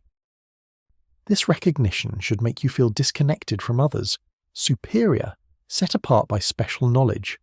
But again, the opposite occurs. You feel more connected than ever, more intimate with everything you encounter, because you are not separate from any of it. You are it, all of it. The entire display of forms and beings and objects. You are the woman hurrying to work. You are the man walking his dog. You are the dog. You are the trees and buildings and sky. Not metaphorically, not poetically, actually, literally, in the most direct and undeniable way. The boundaries that seem to separate you are arbitrary, conventional, useful for navigating the world of form, but not ultimately real. Like the borders between countries on a map, helpful for certain purposes, but the earth itself has no such divisions. You walk through the morning in a state of quiet wonder. Everything is ordinary. Everything is extraordinary, both at once, without contradiction. Part 37. The difficulty of speaking. You meet a colleague for breakfast, a scheduled meeting, something you arranged days ago before the full moon, when you were someone else. You sit across from them at a small cafe. They are talking about work, about projects and deadlines and office politics. Normal conversation, the kind you have had 1,000 times. But today you can barely follow it. The words seem to come from very far away. They make sounds in the air. Your ears receive them. Your brain processes them. But the meaning seems slippery, unimportant, beside the point. What is the point? You are not sure, but it is not this. Not these concerns about who said what in which meeting and what it might mean for the department restructuring. You try to engage, try to respond appropriately, try to be present in the conversation, but you keep drifting, keep losing the thread, keep finding yourself staring at your colleague's face and seeing the light that animates it, the consciousness that peers out through their eyes, the being that is wearing this person the way you wear clothes. Are you okay? They ask. You seem distant. Did you sleep all right? You laugh. The question is so inadequate, so impossible to answer honestly. Did you sleep all right? You did not sleep at all. You sat awake all night watching the moon. You recognized the nature of consciousness. You saw that everything is light. You dissolved into infinite awareness and somehow returned. But you cannot say this, cannot even begin to explain. The gulf between your experience and what can be spoken is vast, unbridgeable. I slept fine, you say, just tired. It was a full moon. You know how that is. They nod sympathetically. I never sleep well during full moons either. Something about the light, I think. It disrupts your circadian rhythm. Yes, you agree. Something about the light. And you leave it at that. The conversation continues. You make the appropriate responses, play your role in the social dance, maintain the appearance of normalcy. But inside, you are laughing, marveling at the strangeness of it all. The fact that you can have this profound recognition of reality's nature and then sit in a cafe discussing office politics. The fact that you can know yourself as infinite consciousness and still worry about whether you ordered the right breakfast. Both things are true. Both are happening. The absolute and the relative. The ultimate and the conventional. The cosmic and the mundane. You are everything. And you are also this particular person, with this particular body, having this particular breakfast, living this particular life. The moon has not freed you from being human, has not liberated you from form, has not made you transcendent or enlightened or beyond the ordinary. It has simply shown you what you are, what everything is, the light that shines through all forms while also being the forms themselves. And now you must live with this knowledge, integrate it, find a way to be both the infinite and the particular, the light and the form it takes. This is the real teaching, not the recognition itself, but learning to live with the recognition, learning to function in the world while knowing what the world actually is. Part 38, the fatigue arrives. By afternoon, the exhaustion catches up with you. The strange energy that sustained you through the morning is fading. Your body is remembering that it did not sleep, that it has been awake for more than 30 hours, that it needs rest. You cancel your remaining appointments, go home, draw the curtains, block out the sunlight, lie down in darkness. Sleep comes immediately, crashes over you like a wave, pulls you under before you can even form a thought about sleeping. And the dreams are strange, different from the dreams under moonlight. These are solar dreams, daydreams, dreams of form and activity and busyness. You dream you are building something, a structure of some kind. But every time you place a brick or beam, it transforms into light and dissolves. You keep trying, keep building, but nothing stays solid. Everything returns to light. This should be frustrating. But in the dream, you find it funny. You keep laughing as you work, placing bricks that turn to light, constructing buildings that become luminous and vanish. Playing the game even though you know it is a game, even though you know the forms are temporary, even though you know the light is what remains. The dream shifts. You're in a classroom. A teacher is explaining something about the nature of reality.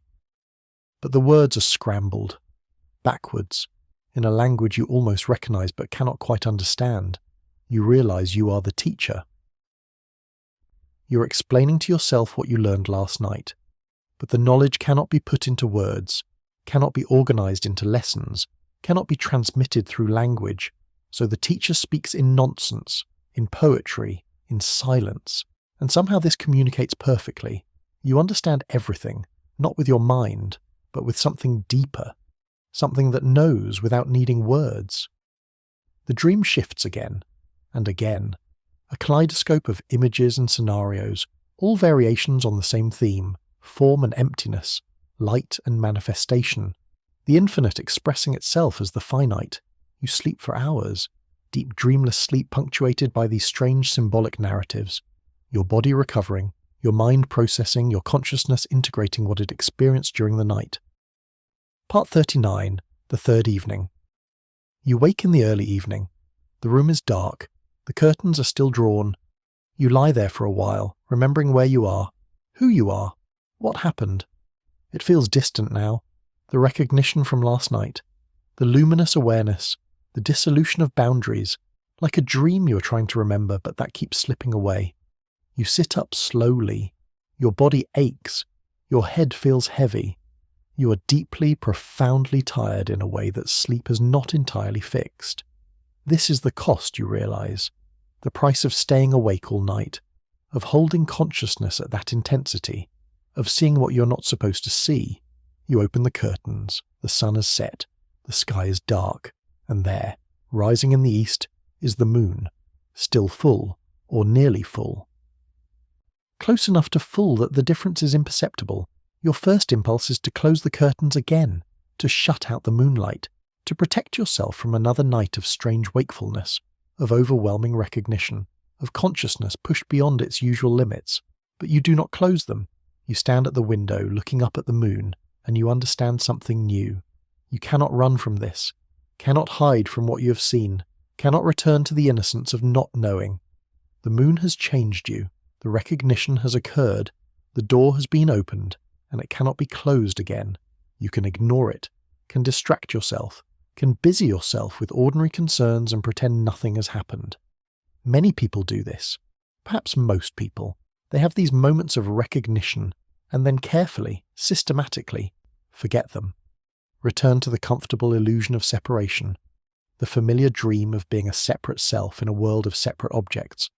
But the door remains open, the light still shines through, the truth still whispers at the edges of consciousness. You can hear it or ignore it, acknowledge it or deny it, turn toward it or away from it, but it is there, it is always there. The moon has simply made it impossible not to notice. Part 40. The choice. That is not a choice. You make coffee, sit at your kitchen table, look at the moonlight streaming through the window. Tonight will be different from last night. You can feel this. Last night was the peak, the fullest revelation, the most direct transmission. Tonight the moon is already beginning to wane, already moving past the moment of maximum fullness, already releasing its grip slightly. You will sleep tonight. You know this. Your body needs it too much. You cannot stay awake again, cannot sustain that level of consciousness 2 nights in a row. But sleep will be different now. You will be different in sleep. Because you know something you did not know before. You're something you did not know you were before. You're not a separate self who sometimes experiences consciousness. You are consciousness itself, temporarily experiencing the illusion of being a separate self. This is not a belief, not a philosophy, not a spiritual idea. It is direct knowledge, lived understanding, embodied recognition. And once you know this, everything changes. Not dramatically, not obviously, but subtly, fundamentally. At the level of basic perception and understanding, you will still live your ordinary life, still go to work, still have conversations, still worry about mundane things, still experience joy and suffering and boredom and excitement. But underneath it all, there will be this knowledge, this recognition, this sense of being both the character in the play and the awareness watching the play, both the wave and the ocean, both the form and the light. The moon has given you this double vision, this capacity to live in the world while knowing what the world actually is. Is this enlightenment? You do not know. The word seems too grand, too final, too complete. What you have is not complete understanding, not perfect realization, just a glimpse, an opening, a crack in the usual way of seeing, but a crack that cannot be unsealed, a glimpse that cannot be unseen, an opening that changes everything even though nothing seems to change. You finish your coffee, prepare for bed, normal routine, ordinary actions, the familiar rhythm of ending a day. But nothing is quite ordinary anymore. Nothing is quite familiar. Everything has a slight shimmer to it now, a transparency, a quality of being both itself and something more. The moonlight falls across your bed. You do not block it. Do not resist it. You simply lie down in it. Let it touch you. Let it continue whatever work it is doing, whatever transformation it is facilitating. And this time, sleep comes easily, naturally, without struggle or resistance. Part 41. The Gentler Dream. You dream, but the dream is gentler tonight. You are walking through a landscape of soft silver light. Rolling hills, gentle valleys, a path that curves through it all like a river. The moon is in the sky, but it is not alone. There are other moons, smaller ones, younger ones, older ones. A family of moons all watching with the same patient attention. You understand that these represent different phases, different cycles, different degrees of fullness and emptiness, all present simultaneously, all true at once. You meet the old man from the first night's dream. He's sitting on a bench beside the path. He smiles when he sees you. You stayed awake, he says. Not a question, a statement, an acknowledgement. I did, you reply. And what did you see? Everything, you say. Nothing. Light. Myself. Everything. He nods. The moon is a generous teacher, but a demanding one. It shows you everything all at once, does not pace the lessons, does not wait for you to be ready. Am I ready now? No one is ready, he says. Readiness is not the point. The point is seeing. Whether you can integrate what you see comes later. The seeing itself is the gift. Will I remember this conversation? He shrugs. Does it matter? The words are not important. The transmission happens beneath words. Beyond them, you have received it. Whether you remember receiving it is secondary. You want to ask more questions, want to understand more, want some kind of manual or guidebook for what to do with this recognition, this knowledge, this strange new way of being. But before you can ask, he is fading. The bench is fading, the path is fading. Everything is dissolving back into soft silver light. Wait, you call out. His voice comes from everywhere and nowhere. The moon waxes and wanes, full and empty. Both are teachings, both are necessary. You will understand this in time, or you will not.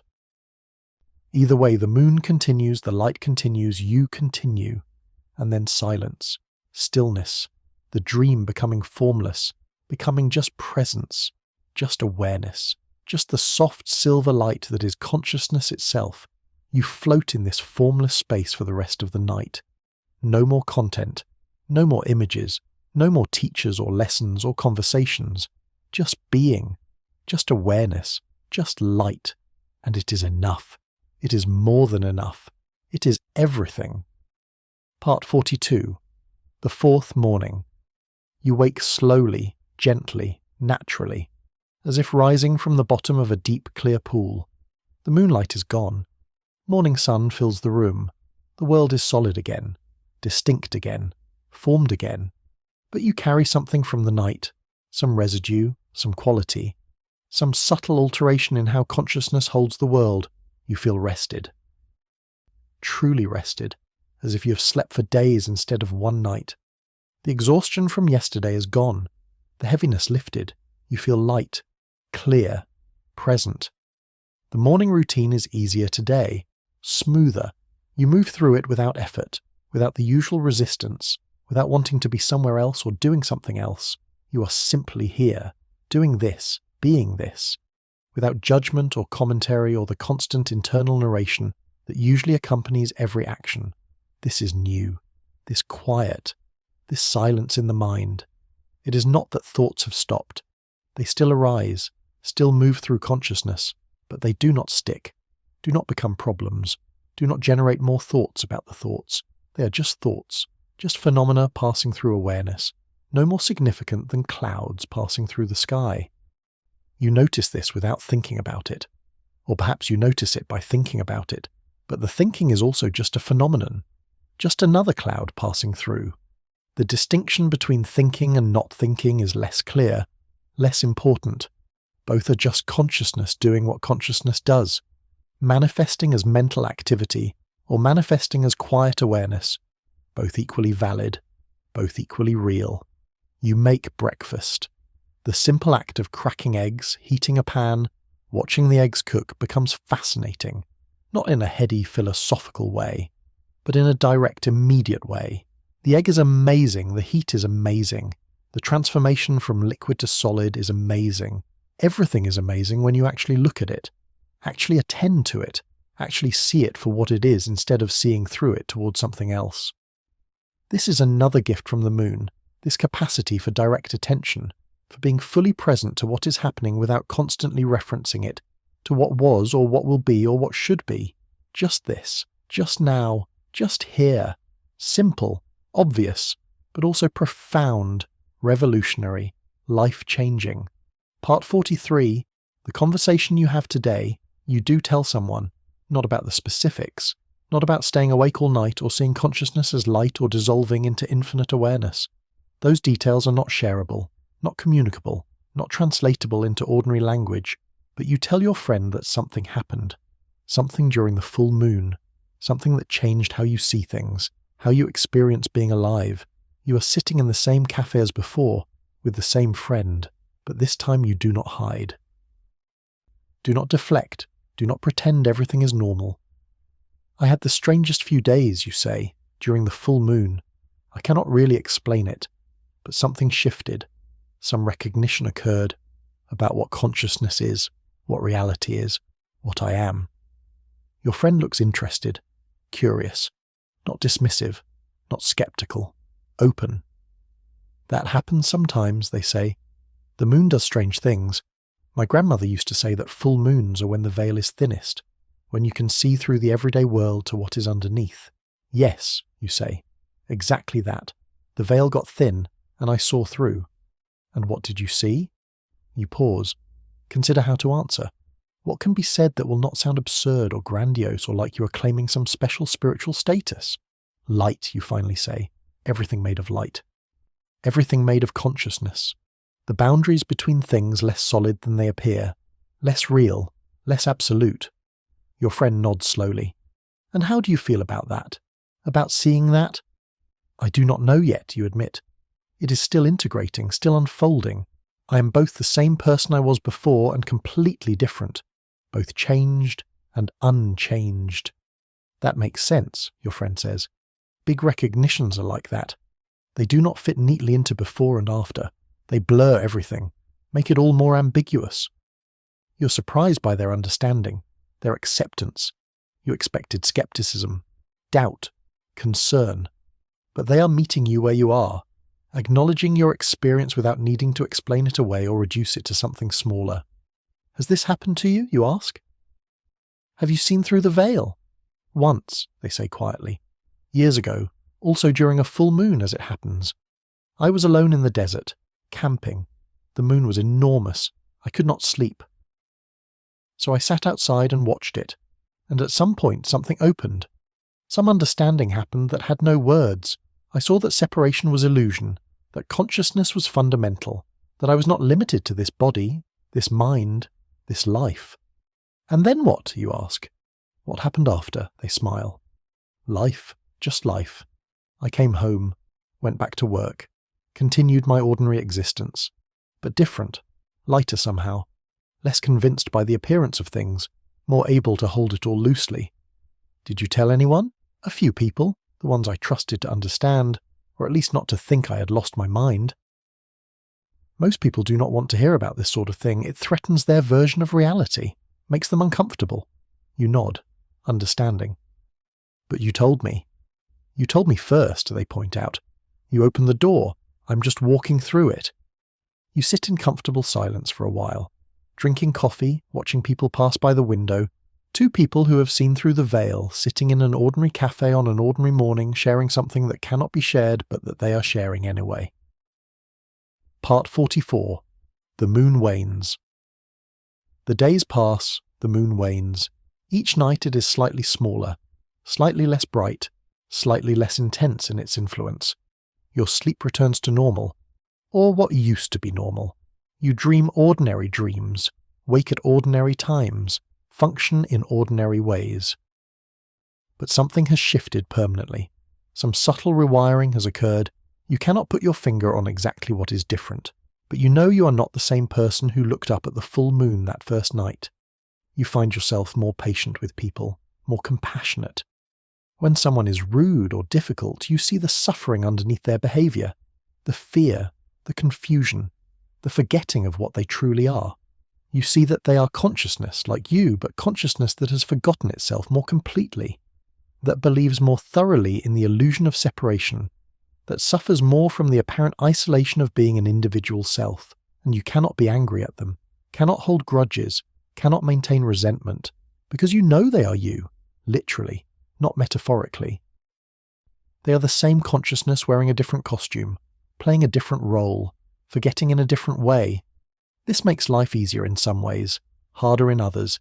Easier because you are less reactive, less defensive, less caught up in the drama of who said what and what it means and how you should respond. Harder because you sometimes feel disconnected from the concerns that drive most people. The competitions, the accumulations, the endless striving for more and better and different. When you know that everything is consciousness manifesting as form, when you have seen that the light is what everything is made of, it becomes difficult to take the pursuit of any particular form too seriously. But you try, you engage, you participate in the world, because that is also part of the teaching, not to transcend form, but to be fully present in form while knowing what form actually is, to play the game while knowing it is a game, to live the life while knowing the life is a temporary expression of something timeless, to be the character while remembering you are also the awareness watching the character. This is the integration, the embodiment, the actual practice of what the moon revealed, and it is not easy. It is moment-by-moment work, constantly forgetting and remembering, constantly getting lost in form and then recognizing form as light, constantly believing the appearance and then seeing through the appearance. But the work gets easier, or perhaps you get better at it, or perhaps both are true simultaneously. Part 45. The crescent returns. The moon is a crescent now, a slim curve of light in the evening sky. Beautiful in a completely different way than the full moon was beautiful. The full moon was about fullness, completion, maximum illumination. The crescent is about emptiness, potential, the light that is present even in the absence, even in the darkness. You find yourself drawn to this phase as well. Different teaching, different quality, but equally profound. The crescent reminds you that consciousness does not need to be full to be complete, that awareness does not need to be bright and obvious to be present, that the light is there even when you cannot see it. Even when it seems to have vanished entirely, you sleep easily under the crescent moon, deep restful sleep, dreams that are simple and uncomplicated. No visions, no dissolutions, no overwhelming recognitions, just normal human sleep, necessary, restorative, mundane. And you're grateful for this, grateful for the ordinariness, for the return to simple rhythms, for the relief of not having your consciousness stretched beyond its comfortable limits. The full moon was necessary. The teachings were necessary. The recognition was necessary. But so is this return to form, this re-establishment of normal boundaries, this integration period where what was learned can settle, can root, can become part of your ordinary way of being instead of remaining as some extraordinary experience separate from daily life. You think about the old man's words from the dream, the moon waxes and wanes, full and empty. Both are teachings, both are necessary. You understand now what he meant. The full moon shows you what you are, infinite, luminous, boundless. The waning moon shows you how to live with that knowledge. How to return to form, how to be both limited and unlimited simultaneously. Without the waning, the full would be too much, too overwhelming. You would dissolve entirely, lose all capacity to function in the world, become untethered from form. Without the fullness, the waning would be merely ordinary, merely sleep, merely unconsciousness. Nothing special or sacred or transformative about it. But together, the waxing and waning create a rhythm, a pulse, a pattern of expansion and contraction that consciousness uses to know itself, to explore its own nature, to play with form and emptiness, with light and darkness, with manifestation and dissolution. Part 46. The new moon approaches. The moon disappears, or seems to disappear. The new moon, the dark moon, the moon that is still there but reflecting no light toward earth. This is the deepest teaching, the most subtle, the most easily missed. The light is still there, consciousness is still present, the moon still exists, but it offers no reflection, no external sign, no visible presence. This is what most people's lives are like, you realize. Consciousness is always present, light is always there, but most people experience only the reflection, only the visible manifestation, only the moon when it is lit. They do not know that the moon is still there during the new moon, still real, still orbiting, still exerting its gravitational pull, just dark, just hidden, just temporarily invisible. The same is true of consciousness. It is always present, always aware, always the ground of all experience, but most people only notice it when it's reflecting something. When it is illuminating thoughts or emotions or perceptions or sensations, they do not know the consciousness itself, the awareness that exists even in the absence of content, the light that shines even when there is nothing to illuminate. This is what the full moon showed you, the consciousness itself, the light itself, independent of what it illuminates, prior to any content. And now the new moon is teaching you that this consciousness does not need to be visible to be real, does not need to be obvious to be present, does not need to be full and bright and overwhelming to be what you are. Even now, in the absence of moonlight, in the darkness of the new moon, consciousness is here. You are here. The light is here, just not reflected, just not externalized, just not visible, but no less real for being invisible. No less present for being hidden, no less true for being dark. Part 47. The cycle completes. The moon begins to wax again, a slim crescent in the western sky just after sunset, growing, returning, the cycle beginning again. You have been through one complete lunation now, one full cycle, from full moon through waning, through new moon, through waxing toward full again. And you are different. You know you are different. But you could not say exactly how. The changes are too subtle, too integrated, too much a part of who you now are rather than something you can observe objectively. You sleep better now than you did before, or perhaps not better, but differently. Sleep has become more conscious somehow. Even in deep sleep there is a sense of awareness, a presence, a knowing that does not require thinking or perceiving. You wake sometimes in the middle of the night and lie there in the darkness, not trying to return to sleep, just being awake. And the wakefulness is not a problem, not something to fix or solve, just another state of consciousness, just another way of being present. You find yourself looking at the moon more often, noticing its phase, feeling its pull, recognizing it as a teacher, a guide, a constant presence that most people ignore, but that has been teaching humans for thousands of years, hundreds of thousands of years, as long as humans have been conscious enough to look up and wonder. The warnings about sleeping under a full moon make sense now. Perfect sense. They are not about physical danger, not about supernatural threats, not about any harm that the moon might cause. They are about change, about transformation. About the risk of seeing what you are not ready to see, knowing what you are not prepared to know, becoming something different than you were, and that is dangerous in its own way, not physically, but psychologically, spiritually, existentially. Because once you see through the illusion of separation, you cannot unsee it. Once you recognize consciousness as fundamental, you cannot unknow it. Once you understand what you are, you cannot return to believing you are only this body, this mind, this individual self. And most people are not ready for that. Most people need the illusion. Depend on it. Use it to function in the world, to maintain relationships, to pursue goals, to create meaning. The moon does not judge this, does not condemn people for not being ready, does not force its teachings on anyone. It simply shines. Simply pulls at the tides, simply reflects the sun's light toward Earth in an ever-changing pattern of fullness and emptiness. And those who are ready see. Those who are open receive. Those who are willing to be changed are changed. The rest sleep peacefully, unaware of what they are sleeping under, unaffected by the light that falls on their faces, untouched by the teaching that is always being offered but rarely received. Part 48. The integration continues. Weeks pass. Months pass. The moon cycles through its phases again and again, full and new and everything in between. You continue to watch it, continue to learn from it, continue to notice how it affects your consciousness, your sleep, your awareness. But the effects are subtler now, less dramatic, less overwhelming. The initial recognition has settled, integrated.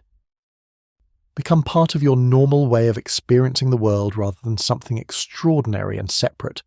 You are more present in your life, more engaged with people, more capable of being fully here without constantly referencing everything to some other time or place or possibility. You're also more detached, more able to see the play of forms without being completely identified with them.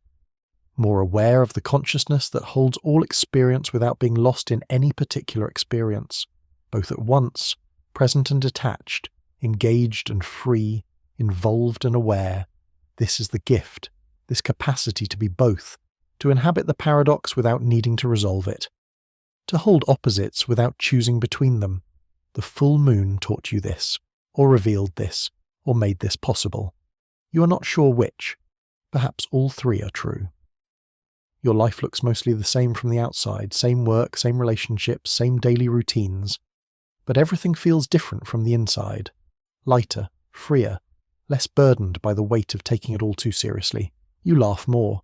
Not at anything in particular, just at the absurdity and beauty and strangeness of being alive, of being conscious, of being this temporary expression of infinite awareness, pretending to be a separate self. You cry more too. But the tears are different. Not tears of suffering or sorrow, though those still come sometimes, but tears of gratitude, of wonder, of recognition. Tears for the sheer improbability of existence, the miracle of consciousness, the gift of being aware at all. You look at the moon and sometimes you feel those tears coming, because the moon knows. The moon has always known. And it is still there, still teaching, still pulling at the tides of consciousness, still offering its light to anyone willing to receive it, still whispering the ancient warning, do not sleep under a full moon, not because it will harm you, but because it will change you. And change is always a kind of death, a dying to what you were, a release of who you thought you were, a dissolution of the familiar self. Most people wisely choose not to change, choose to sleep in darkness, choose to ignore the moon's light and teaching. But some people, foolishly or bravely, choose otherwise, choose to sleep in the light, choose to stay awake when consciousness asks them to stay awake, choose to see what the moon wants to show them, and for those people, everything changes, not all at once, not obviously, but subtly, deeply, permanently. They become moon-touched, moon-taught, Moon changed, and they carry that change with them for the rest of their lives. A subtle light in their eyes, a quiet knowing in their presence, a capacity to hold the world lightly even while engaging with it fully. Part 49. The teaching spreads. You notice others who have been moon-taught. You can see it in them, recognize it immediately, the quality of their presence, the way they hold both form and emptiness, the way they are both here and not entirely here. You do not usually speak to them about it, do not need to.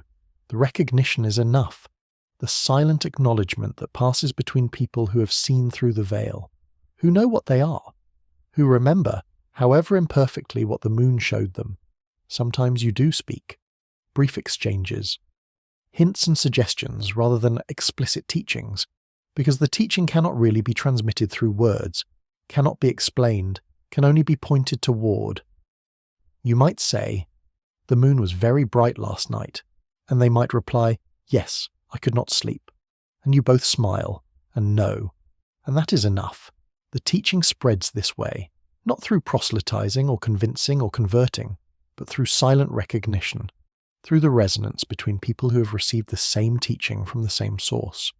The moon teaches millions of people every full moon. Most forget immediately, some carry traces, a few integrate fully, but all are taught, all are touched, all are offered the recognition of what they are, and slowly, generation after generation, the teaching accumulates, spreads, becomes part of human consciousness itself, not as belief or religion or philosophy, but as direct knowing, as embodied recognition, as lived understanding. This is how transformation happens, not through dramatic revelations or sudden conversions, but through subtle shifts, through small recognitions, through quiet teachings that work on consciousness slowly, patiently, steadily. The moon has time, all the time in the world, all the time in the universe. It will continue teaching for as long as there are beings capable of receiving the teaching, for as long as consciousness is embodied in forms that sleep and wake and wonder about the nature of reality. And you are part of this, part of the slow, patient, endless transmission of truth from the cosmos to embodied awareness, from the timeless to the temporal. From the infinite to the finite, you are both student and teacher, both receiver and transmitter, both the one being changed and the one through whom change ripples outward. This is your life now, your purpose, if purpose is the right word, your participation in the great work of consciousness coming to know itself. And it all started with one night of sleeping, or not sleeping, under a full moon. One night of being willing to see, one night of allowing the light to change you, one night that changed everything, even though nothing changed at all. Part 50. Why you should never sleep under a full moon. So here is the truth, the answer to the question posed at the beginning. Why should you never sleep under a full moon?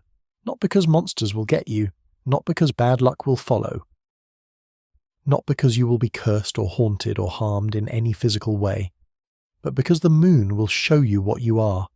And once you know what you are, you cannot unknow it, cannot return to innocent ignorance, cannot go back to the comfortable certainty of believing yourself to be only a separate self in a world of separate objects. The moon will show you that you are vast, infinite, made of the same light as everything else, connected to all beings through the fundamental ground of consciousness itself, and this knowledge will burden you, will make ordinary life seem simultaneously more precious and less important, will give you a perspective that most people do not share and cannot understand. You will see through things, see the constructed nature of social reality, see the arbitrary boundaries that everyone agrees to treat as absolute, see the play of forms that everyone else believes is ultimately real. And you will be lonely, lonely in the way that anyone is lonely when they see something that others cannot see, when they know something that others have forgotten, when they remember something that others have never learned.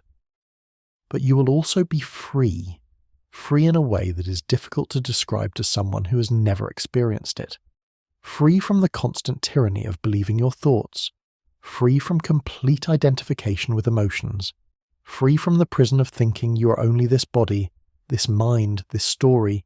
You will suffer less, or perhaps you will suffer the same amount but be less destroyed by the suffering, because you will know that you are not only the one who suffers, you are also the awareness that holds the suffering. the space in which suffering occurs, the light that illuminates even pain and difficulty and loss, you will love more deeply, because you will see that everyone is you. Every person you meet is consciousness temporarily believing itself to be separate. Every being is the same light wearing a different costume. How can you not love them? How can you not feel compassion for their forgetting? How can you not want to help them remember? Your life will become simpler, less cluttered with unnecessary desires, less driven by the constant need to be somewhere else, someone else, something else. Because you will know that you already are everything, already have everything, already are complete just by virtue of being conscious at all. But your life will also become more complex.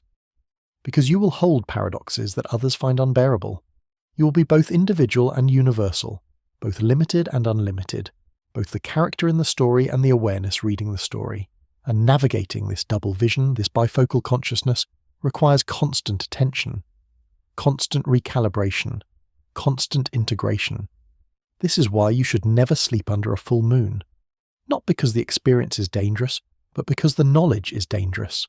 Dangerous to the ego, dangerous to the comfortable illusions that make ordinary life manageable, dangerous to the structures of meaning that most people depend on to feel that their lives matter, that their choices are important, that their individual existence is ultimately real and significant. The moon dissolves all of this, gently but thoroughly.